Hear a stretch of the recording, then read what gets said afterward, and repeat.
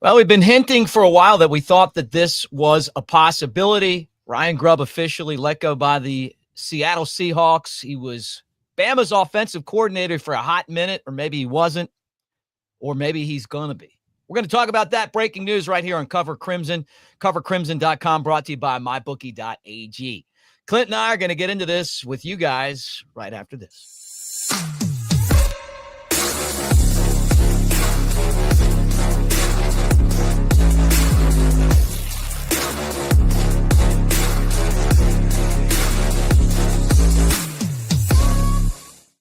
Not that he had a failure of a season in Seattle, but maybe it's a personality conflict. Ryan Grubb, though, who was Alabama's offensive coordinator, came over with Kalen DeBoer, but never signed, went to Seattle, is now a free agent. He's been let go by the Seahawks. That just broke a few minutes ago. And I've heard rumblings for the last couple of weeks that there's a big opportunity for him to come back to Alabama, that there was a possibility that this could happen. And it looks like things are starting to fold that direction. I'm not saying that's what's going to happen, but people kind of were, you're hearing sources tell you that there's a chance here. Now he doesn't have a job. And Clint, it feels like it could be a match made in heaven for him to return to Kalen DeBoer's coaching staff and join Alabama. You think Kalen DeBoer's got the "you up" text yet? I think they've probably been talking for a while. I guarantee you they never stop talking. They're good friends. A lot of mutual respect there. A lot of people, they look at Ryan Grubb and it's like, man, you had a chance to join Alabama staff a couple of years ago. Nick Saban wanted you. You rejected him. You rejected Alabama then. Then Kalen DeBoer, your boy, one of the big reasons you stayed at Washington. He comes to Alabama. You have a chance to follow him. You did follow him. And then you end up staying in, on the West Coast in Washington, moving to the NFL. Well, the NFL doesn't come with the recruiting side of things. It didn't come with the headaches. It's easier on assistants, way easier, way less stressful. You get time with your family. It is the pinnacle, right? I mean, a lot of people around here wouldn't view it that way, but it's the best of the best end up in the NFL. And so, him getting the opportunity to be the offensive coordinator, not only for the NFL or in the NFL, but for a team that in a location where he was already comfortable, his family was there, they kind of, established roots there. It did make a lot of sense. I can't say that I blame him. Now, granted, some people are going to be hurt over it. He's now, quote unquote, in the eyes of many, rejected Alabama twice.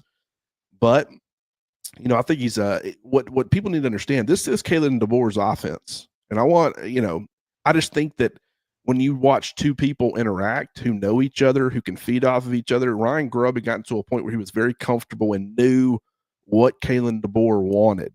And wanted to be called and all those things. It was a very comfortable relationship.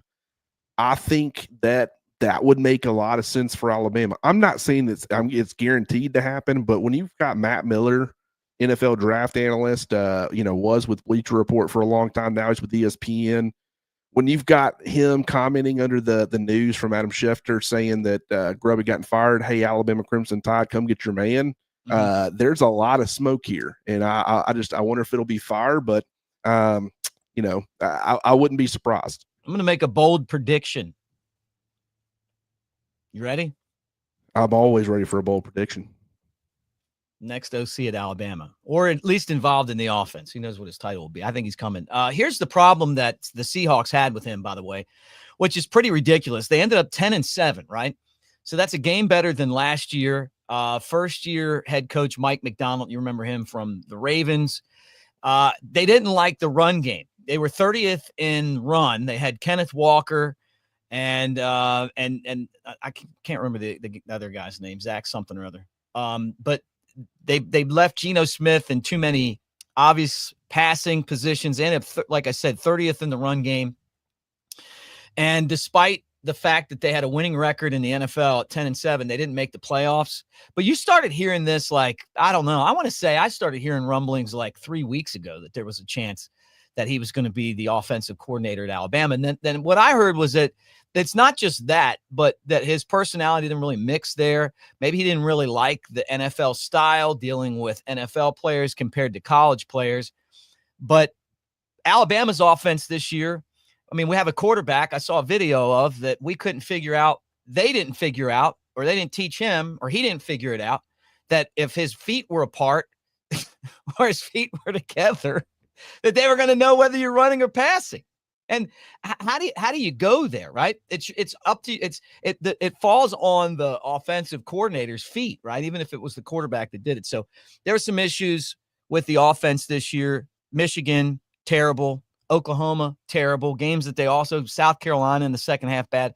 They could have been a lot better against Tennessee. There wasn't a lot of confidence in those games. I know part of that people want to blame Milroe for, but having Grubb back could be like kind of like putting the band back together for DeBoer.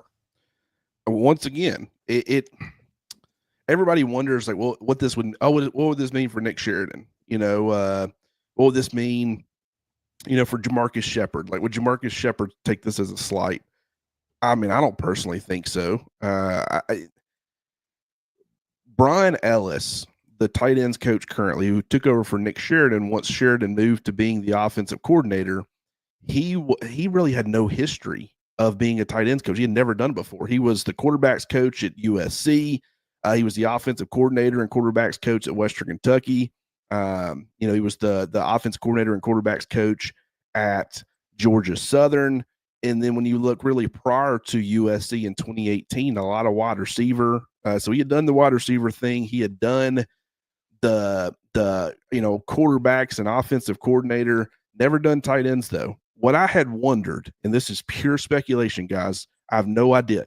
You want to know, Chuck Morrell, he for a year this past season, he kind of spent his he was a defensive analyst for Alabama, but because those guys can now do the on the field coaching, he was able to work with the inside line or the off ball linebackers, but despite not having that official title, the fact that they got rid of Colin Hitchler, they were able to move Mo Linguist to being the defensive backs coach, and Chuck Morrell ended up getting the official title of being the linebackers coach for Alabama.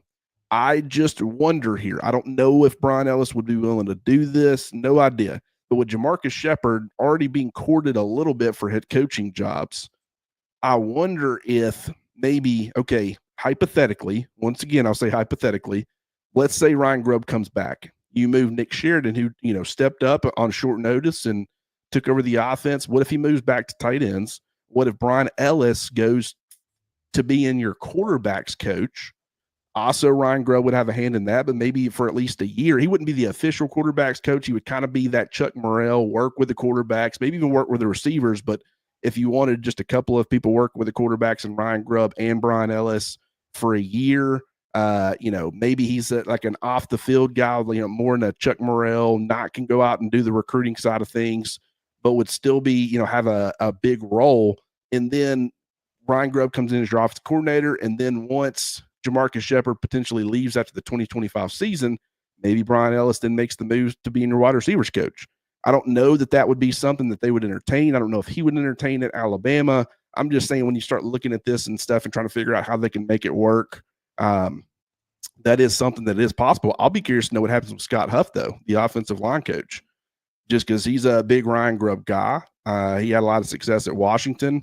I don't know. It's something to look at, Mick. Yeah, very interesting. If you guys are just tuning in, Ryan Grubb was let go by the Seahawks in the NFL. We don't know how this went down. I mean, they say fired. Sometimes you're fired because you can't tell them to take the job and shove it and get your money. So you got to let them fire you. But going 10-7 in the NFL, the Chicago Bears would take that. You know what I mean? Like, yeah, Panthers would take that. There's a lot of teams that would take 10-7 in the NFL. They just didn't make the playoffs. That would be. This is with a very suspect offensive line. That offensive line for Seattle was awful this year, and that was with a guy who was he Geno Smith's problem, or was Geno Smith his problem, or were they both problems? I don't know. I couldn't tell you. I guess if Geno Smith is their starter next year, we'll know more.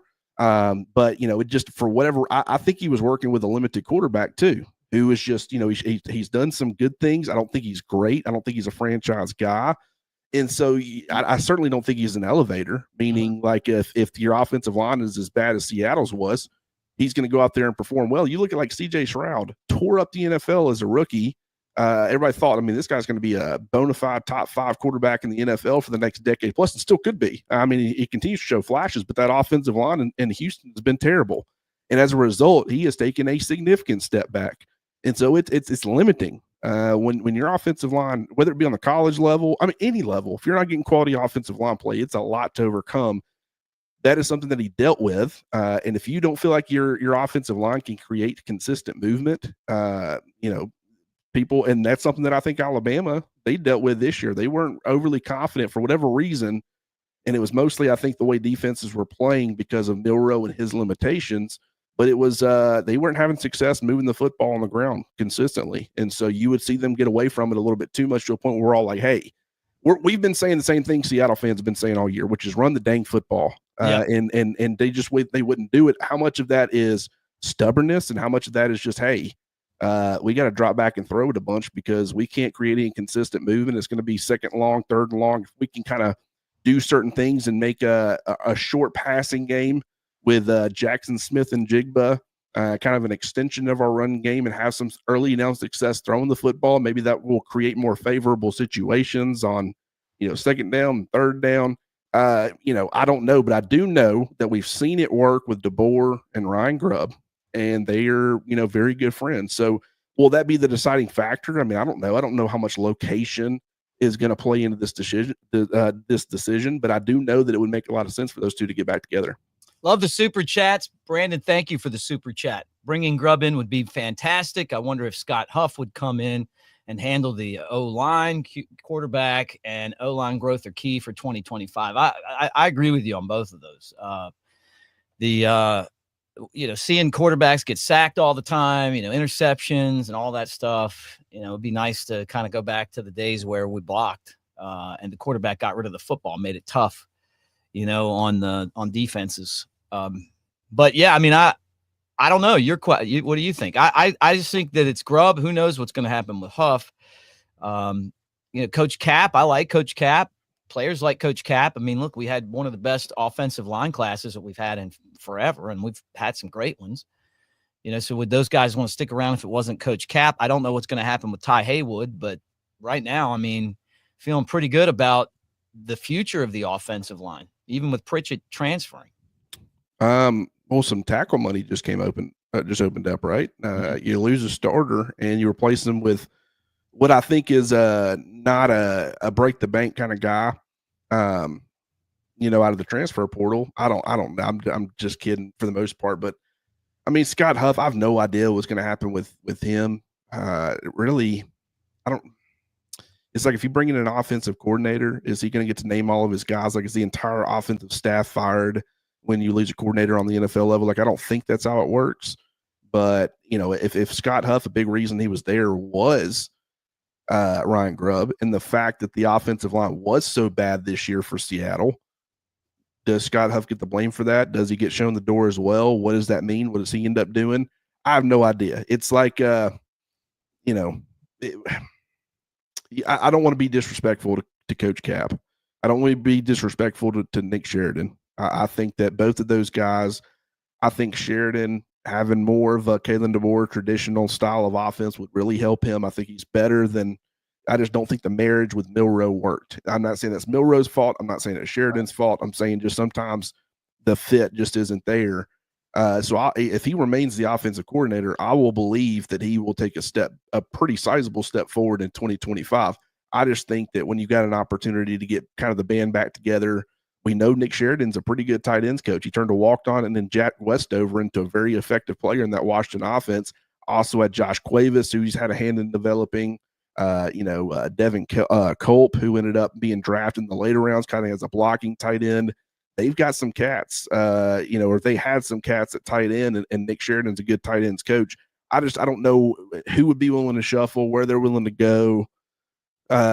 but it just, obviously with the way that the offense kind of was not what we were expecting to see when he came over with this entire staff came over from Washington, I wouldn't be surprised if you ended up seeing something happen on this front at some point. Yeah, we'll be keeping an eye on it. Final question, I guess, on this breaking news show is, how do you think Nick Sheridan would deal with, if you brought back Ryan Grubb? They work together. I'm sure they're friends too, but he's been the offensive coordinator. I mean, do you think he would be okay shifting, or, how would that work out? How could DeBoer do that and keep both guys happy? Well, it's kind of Sheridan was supposed to be Alabama's tight ends coach. And just through circumstance and opportunity, kind of in a last second situation when Grubb decided to go to Seattle or remain in Washington and go to the NFL, Sheridan was given an opportunity. I think that if you were to ask DeBoer, I think he's not pleased with what the offense did from a consistency standpoint, but I don't think he would lay the blame at Nick Sheridan's feet. So, this isn't really a slight at Nick Sheridan necessarily, but I just think, hey, you were kind of given an opportunity. If you would have blown everybody away, it would have been very tough to kind of potentially go back to a guy like Ryan Grubb. But the fact the offense did kind of have a lot of inconsistencies, whether they're your fault or not your fault, if he could end up being the tight ends coach at the University of Alabama, which is what he was expected to be, this time a year ago, or really, not even this time a year ago, I still say that's a huge improvement from being the tight ends coach at Washington. So, I don't want to speak for him. I have no idea, but I don't know. It's possible. Okay. Any final thoughts on this? No, other than the fact that nothing's definitive. Everybody's making the connection. There is a lot of smoke, but if it doesn't happen, don't be shocked. Like, don't be, not saying if you really want him, not saying don't be disappointed if they don't get him. I'm just saying, like, at this point, it just makes a lot of sense from both sides. Mm-hmm.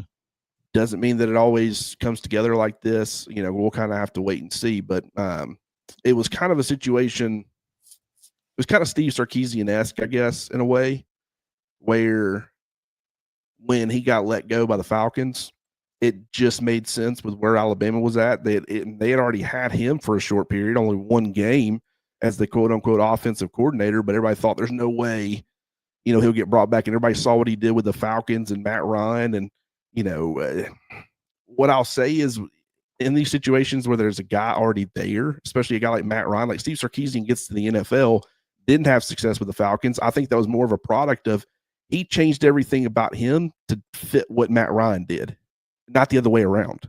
And I don't really know Geno Smith to a point where I can say definitively if that's what happened with Ryan Grubb. Did he change a bunch of who he is to kind of fit what Geno Smith is and all that stuff? I don't know, but everybody was against Sark coming back. I say everybody. I would say about 90%. Like, it was a lot. And people won't admit that now. But, I mean, I remember I was on the radio defending Steve Sarkisian, telling people it was going to be a good move. And it ended up being one of the best moves that Nick Saban ever made. One of the best. I think he's, people will say Lane Kiffin. Was it Lane Kiffin or Steve Sarkisian? I would say Sark, for me, was the best offensive coordinator that Nick Saban had in Alabama. But doesn't mean that it doesn't automatically mean that it will happen with Ryan Grubb. But just understand, just because he went to the NFL and it didn't work, he could come out to the college game and continue to be exactly who he's always been. One last super chat. Brandon, thank you again, man. Appreciate both of them. He said he'd like to see our offense look like the Lions. I think the Lions are going to the Super Bowl this year. Not that if you're a fan of another team, I just feel like that it's their year after the way they blew it last season, but they are balanced and aggressive. And I like seeing those former Bama players on that team too. So we'll see, man. I mean, it's definitely something I think is going to happen in my mind. I think it's a great fit for him. I think his personality works with DeBoer. They've been a great tandem, and I'm sure it was weird for DeBoer not having him. And then, he's obviously been in the NFL. He knows what that means. And he was almost here before, probably dealing with all those NFL personalities and everything else. Was probably like, man, I should have took that Alabama job. I think the third time's a charm. Have you ever heard that before? Third time's a charm. And I look for, maybe I've got my fingers crossed, but I look for Ryan Grubb to join this coaching staff. Guys, like, subscribe, thumbs up. Thank you for hanging out here with us. We're brought to you by mybookie.ag. Use the promo code NEXTROUND to double your initial deposit when you go on there and play the games. NFL, college football playoffs are here, college basketball, the NBA, all that at mybookie.ag. And check out Clint at covercrimson.com. We'll be covering this Ryan Grubb story there as well. Thank you for being here, guys, and roll Tide.